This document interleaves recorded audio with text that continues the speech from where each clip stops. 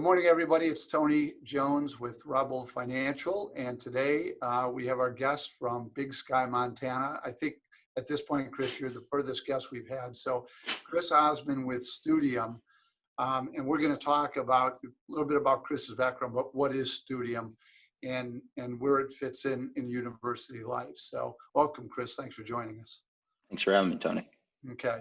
So tell me, so you were a student. I saw you went to Dublin, one of the Dublin schools, I'm forgetting here. So, Yep. but give me the genesis of Studium and how it started.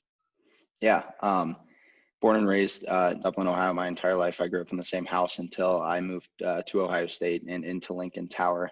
I went to Ohio State in 2015 to pursue an operations management degree. And my background is kind of like, from an academic standpoint, I was never any sort of scholar. I never really applied myself to school like I should have. I kind of just skated You did get by. into Ohio State, though. That's not easy. So I don't know. I had a 25 ACT and a 2.7 cumulative GPA. So the story goes that my entry essay was basically about how I had hated my high school experience. I hadn't applied myself. But how much I looked forward the opportunity to go pursue my passion, which was business or getting into business through Fisher and being able to explore that passion. So I ended up direct into Fisher, but I think it was the essay, not necessarily my progress over the years. Well, maybe you can start a business helping people with essay writing then too. So, and that's another topic, but the fact what you're describing is how I felt in school. I went to Indiana, and you know, some people love studying. I love it now. I didn't then. I wanted to do stuff, and it made it hard. So, so tell me a little bit about exactly then what does, you know, where is Studium going to fit in to help students? Yeah, well, this whole thing came out of my college experience where I got to college and I kind of expected something differently than the education I was getting. And it felt like that of high school. It felt like I had to jump through a lot of hoops, go through kind of the same checks and balances as every other student. And it wasn't really what do you want to do? What do you expect to do after school? And here, let's go set you up on that career path. You don't get that into the last 15, 20 hours of your specialization, really your senior year. So early on, I kind of started to think more about like my real world experiences and where can I get involved to learn and kind of further my education in the business world and just experience in the business world. For a lot of people, that means getting involved in the campus community. For me, that actually meant off campus, but that's kind of where everything started. I started to recognize the importance of student involvement, taking advantage of all of these opportunities on campus, and then inherently how that can keep you kind of tied into that community, how that can make a student feel like they belong, and further the likelihood that they stay on your campus and actually obtain a degree. My story goes that I ended up dropping out my senior year because I just continued to get more and more involved off campus. Didn't really have a need to be on campus to attend my classes. Right. And eventually I left to pursue this full time. Yeah. And I don't think most people realize, unless they've had a child do it, retention is a bigger deal at universities. I mean, that's why after it's easier to transfer in, because then they know you're more of a, you know, you're more likely to stay once you've transferred in. But to your point, I mean, I look back and when I went to Indiana, some of the, you know, I had my network of friends, but within classes, those that I can think of today were all from groups, from study groups. And so I think your idea really hit home in terms of something that would really help keep people more grounded and feeling more part of the university. And so you started on this path, and so we'll go into your website a little bit. So who are you targeting exactly? You know, we talked about this earlier, but take me through that again, how this evolved.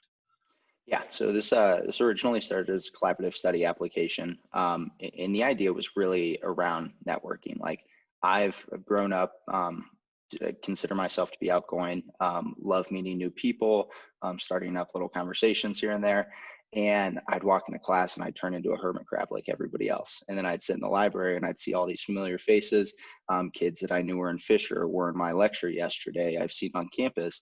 But it really bothered me that I didn't know any of these kids. I didn't have phone numbers to reach out to. And the likelihood of somebody walking up and interrupting your study session in the library and saying, hey, do you want to work with me on this quiz or something, it isn't super high, especially the younger the generation that's coming in, the less likely that is. So the ultimate goal became to kind of break down the barriers between course sections, especially for those large lectures, to offer kids an opportunity to engage with anybody in their classes. Form collaborative study sessions or project groups. So all the organization took place in app. And then lastly, there was the communication that was tied to it. So they didn't have to give out their personal phone number or go off and start a group me or something like that. At the end of that little pilot, we ran that fall of 2018, the Fisher College of Business. We introduced the ability for students to connect with one another and maintain that connection, add somebody to their network. That was kind of the light bulb moment that set us down the pathway that we were today of, if we could facilitate the campus community or a student network, we could pretty much step into any facet of the college experience. So today what that means, we have a student application, kind of centralizes or unifies the campus groups, students, faculty, student leaders, clubs, Greek organizations. It's all of the events on campus, community discussion. We're trying to help kids, encouraging them to build networks, get involved with organizations, attend events on campus, and it's all personalized to them, their interests, their career pathway. Then we have two administrative solutions.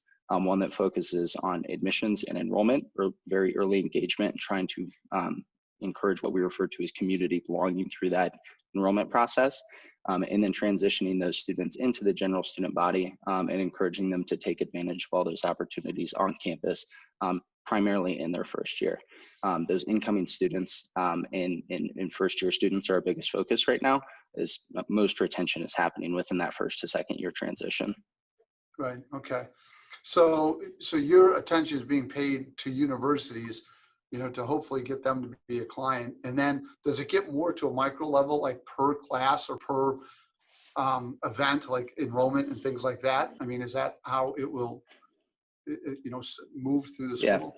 Yeah, it starts very high, and it kind of works its way through departments and in little groups and organizations. So this is something that we experienced early in our couple of beta pilots is where the student application came from. We ran surveys with 120,000 students, and we kind of identified two big things. One, students were having to use a bunch of different applications outside of what the university was already providing.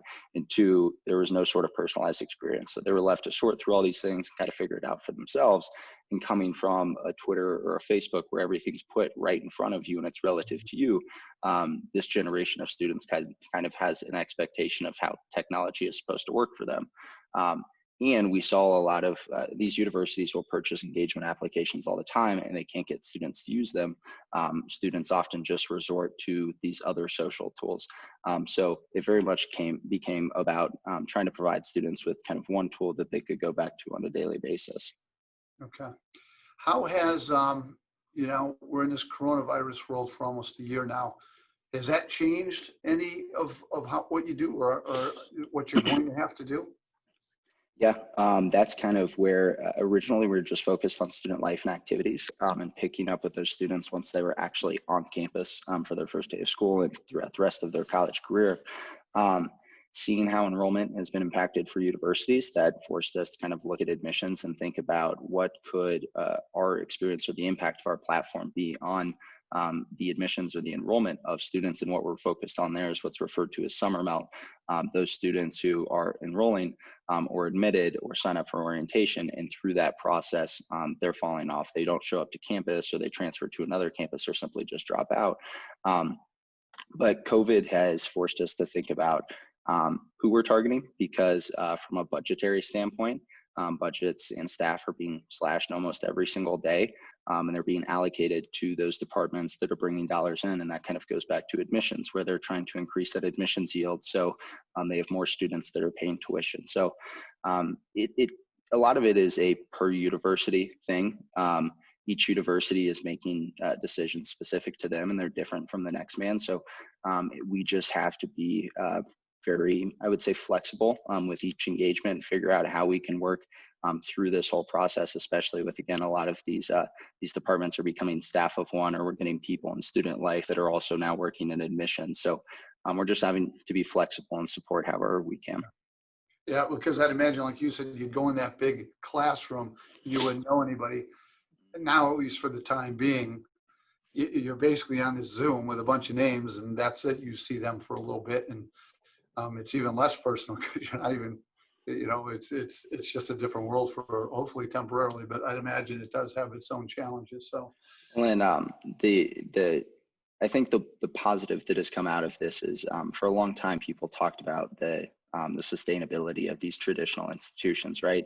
And how everything was going digital, moving to a more hybrid setting, and eventually it would just entirely convert. And I think what we've seen through this is that no sort of technology is a supplement for that experience that a student attains during that college experience. Students are actively anxious to get back to campus and to be able to attend the classes that they were often skipping when they had the liberty to, or to be able to get back on campus to go to an event or walk around the Oval or whatever that is. But it's funny with a generation who is glued to their cell phone constantly. I think a lot of us would have expected that they would have made a smooth transition.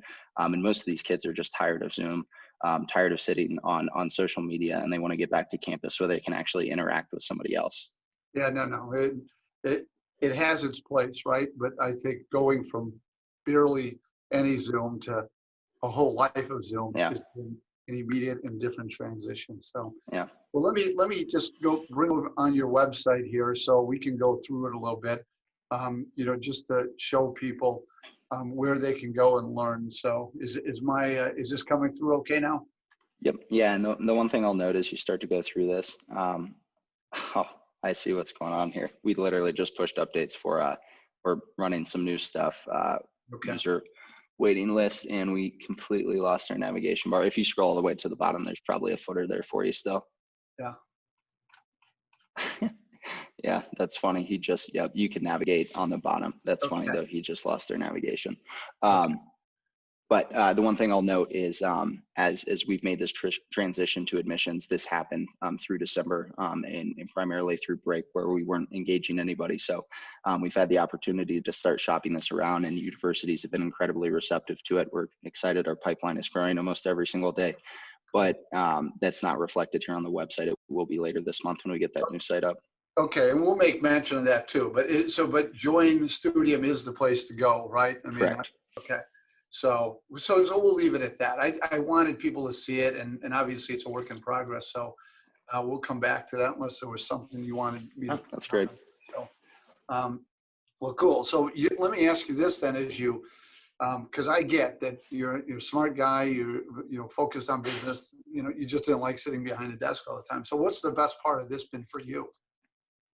The education. I make the joke all the time that this thing could crash and burn tomorrow, and the education that I've obtained, the experiences I've had, the network that I've built, I don't know that you could go to a school and pay that much for what I've taken away from this. And it's certainly been stressful and not the most fun thing at times, but I look back on what I've been able to do over the last couple of years in building this and evolving this. And it's been a really good education for me that I think regardless of what happens, I'll be able to take that and continue on with that. Absolutely. I mean, I wish, I hope it takes off and does great, but to be able to say that, I tried, we grew this business, this is what we did. Yeah.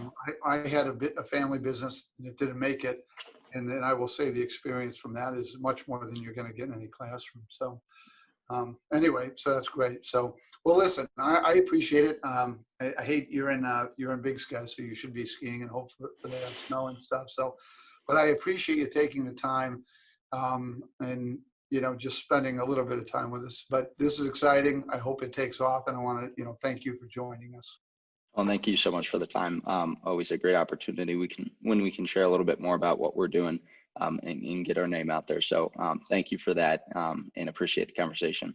Yeah, and then those that see this that have an interest, and like you said, it was a few weeks or so before the website is where it's at, or going there now will still get them around, correct? Yeah, absolutely. Just some updates to basically the departments that we're engaging with and the administrative solutions that universities could utilize. Okay, and it's a great way to contact you. Also, go to Yep. joinstudium.com to reach out to them. Okay, all right, Chris. Have a great weekend. We appreciate the time.